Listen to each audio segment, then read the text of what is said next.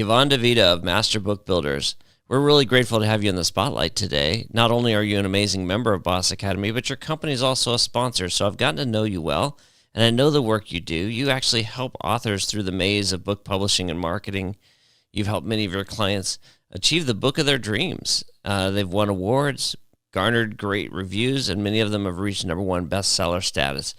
So we're really excited for the work you do, and I'd like to ask you a few questions today centered around that. What are some of the outcomes your clients get working with you? Well, I'll tell you, one of the biggest ones is that enormous feeling of accomplishment when they get that book and they hold it in their hands and they scroll through it. It's this sense of, I did that. I created that. This is mine. My name is on it. But even more than that, they start to read part of it. They'll read it out loud. They'll read it. They'll call me on the phone, or we'll do a Zoom, and they'll read, and they'll be like, I said that. I wrote that. I am smart. And which I've been telling them the entire time they've been writing the book. But it's one thing to have that belief or feel that way, another to see it in writing. I mean, it becomes concrete when it's in writing. And the second outcome they get is now they have a product that's going to build authority, build credibility, build their community, set them up for speaking engagements, give them more marketing and promotion abilities. And in the end, Paul, people admire authors. They would love to be one, but very few people are ever going to be one. So there's a certain amount of respect and authority that comes with becoming an author. Here at Master Book Builders, I'm the developmental editor. And I'm going to tell you a little story that kind of demonstrates. So yesterday I was talking to a client who happens to be a psychiatrist. And when his book comes out, you'll all find it very fascinating, especially Michelle Molitor. But he had written a chapter where he described some interaction with a patient and whatnot. And I said to him, we need more backstory here. The reader needs to understand and learn a little bit more about how this all came about. So he went back to his desk, and then he sent me the updated chapter with about 4 or 5 pages of the backstory. And it's a good backstory, but it was told chronologically. So it was told from 1980 to 1990 to 92 to whatever. And I said to him yesterday, this is a little bit too, I didn't want to use the word boring because it wasn't boring. It was actually fascinating, but it's a little bit too ordinary, a little bit too complacent. I said, you know what I'm going to do? I'm going to take this chapter, and I am going to mark it up, and I'm going to change these paragraphs around, and we're going to make it more compelling for the reader, because we want the reader to keep reading step by step, paragraph by paragraph, page by page. And they're not going to do that if you're just telling them this thing about what happened. So I tell people all the time, don't write a report, write a story, and I will help you. But I also help them understand what it means to bleed on the page. This is one of the things I tell them. When you're telling a story and you want the reader to be engaged, you have to show a little blood, a little sweat, a few tears. You have to fall down and show them how you got back up. People tend to like to write the way they either speak or the way they think, and they believe that their book, especially nonfiction, has to be this very serious and what is the word I want? This seriously report. That's what I call it. And I say, no, we don't want to read your report.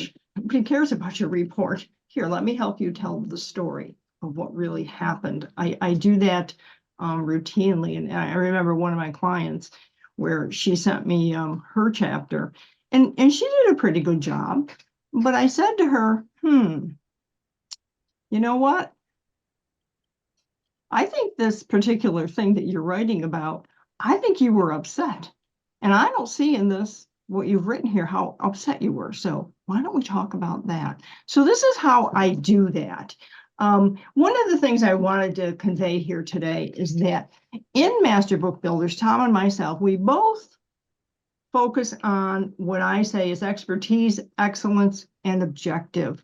So we want excellence in the production of the book, obviously, whether it's the writing part or the part Tom does where he puts it all together and getting it up on Amazon, making sure people understand how to market the book. We want to continue building our expertise by studying the industry. So we're constantly studying Amazon. We're looking at the major publishers and what they're doing and how they're doing it. And by the way, I just want to say that indie publishing, which is what we do, you become your own publisher. It's independent publishing.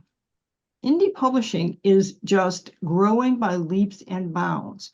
And it's for a couple of reasons. It's because authors that we work with, the kinds of authors we work with, they don't want wait 2 or 3 years before a traditional publisher can get their book done, number one. And one of those years could be just trying to find an agent and a publisher. Number two, they have a message, and the message is to support their business. Again, they understand it's a product, it's a tool in their toolbox. So indie publishing is growing, getting better and better.